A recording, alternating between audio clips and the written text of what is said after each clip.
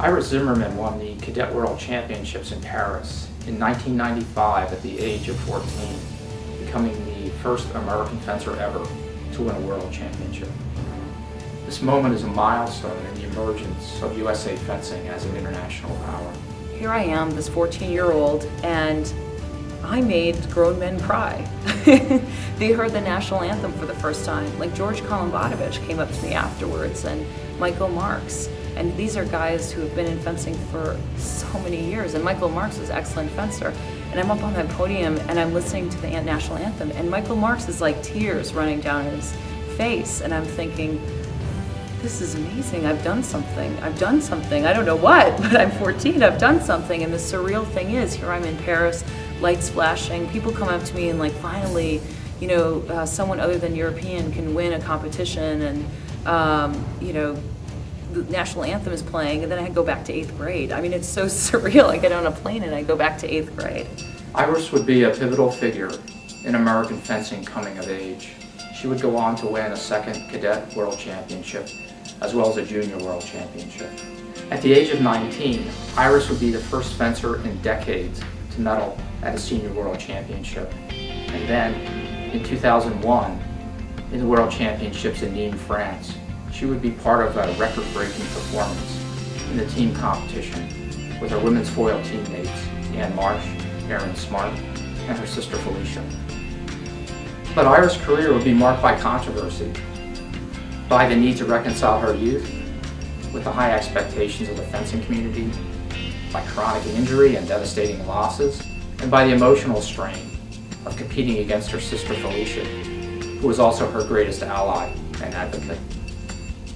I would be with my mom. My mom was carrying me. I was 2 years old, a very heavy 2-year-old with pink frilly dress and patent leather shoes. And Buckie still remembers giving me a little foil and in those little shoes hitting a point on the wall as soon as I could walk, basically.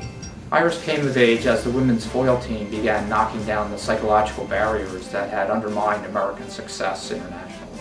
Her story is inseparable from that of the women's foil team, and it builds on the success of other fencers that came before her, including Mary Jo Clinton, Ann Marsh, Felicia Zimmermann, and Susie Paxton. I mostly listen to my teammates. I don't really hear anybody else. I hear my team cheer for me when I'm on the stage, but mostly it's my teammates that I listen for. With her World Championship win, she would begin to feel the pressure already being shouldered by her women's foil teammates. But she would be driven by her competitive spirit and buoyed by the support of her club and her women's foil teammates, especially her sister Felicia. She's been at every step and sort of held my hand through everything. Even high school, Stanford, we both went to Stanford together, and through making Olympic teams. And if she wasn't there holding my hand, I wouldn't have made it through. And it was because of her that we've both been very successful. Competitive instincts would help her find a way to win, seizing a critical moment en route to her Junior World Championship win. I loved that. I loved winning one touch over the other person. There's a small vignette kind of about my experience as a 10-year-old fencer. I was at the tournament, and Nat tells me this all the time. Nat is now a head coach at my fencing club. And Nat says, I remember that Buckie told you before you got onto the fencing strip to do a beat attack. And you walked up and you were supposed to test, and you go and like go ahead and make the attack, and the girl started to cry, and I just went back to my line and put my mask on and waited for her to stop crying so I could do 5 more of those. So I mean, that's how I approach fencing, and sort of how I approach everything, I guess. In the approach to the Sydney Olympics, Iris would suffer a serious knee injury. It would break her competitive momentum and sow the seeds of doubt.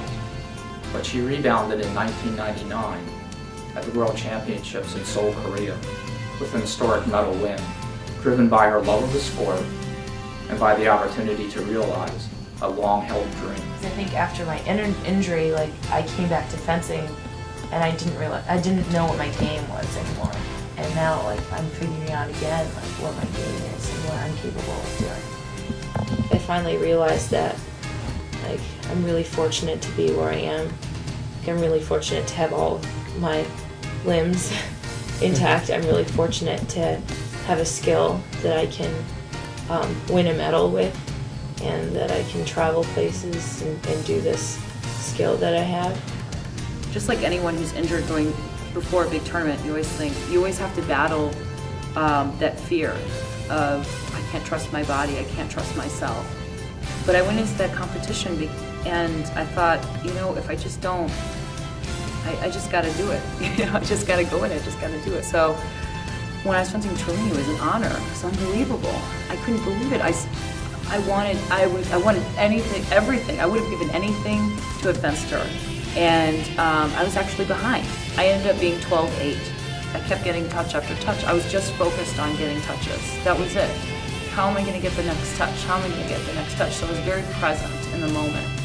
And then somehow I did the 15th touch. I mean, I could have kept going after that. That's the weird part, because I was just so intense about playing the game with her and going touch after touch that I wasn't even thinking about if they were going 15.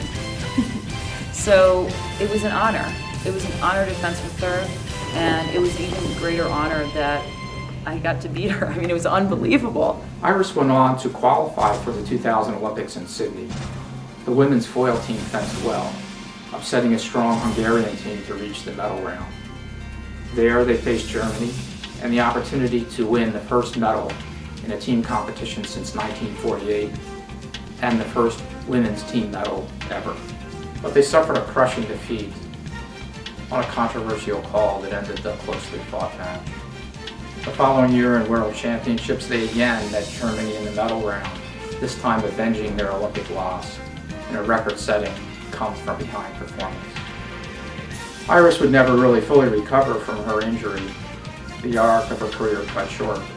But she would take the lessons she had learned into her new career as a fencing coach at the Rochester Fencing Center, the club where she came of age, which she now owns with Felicia.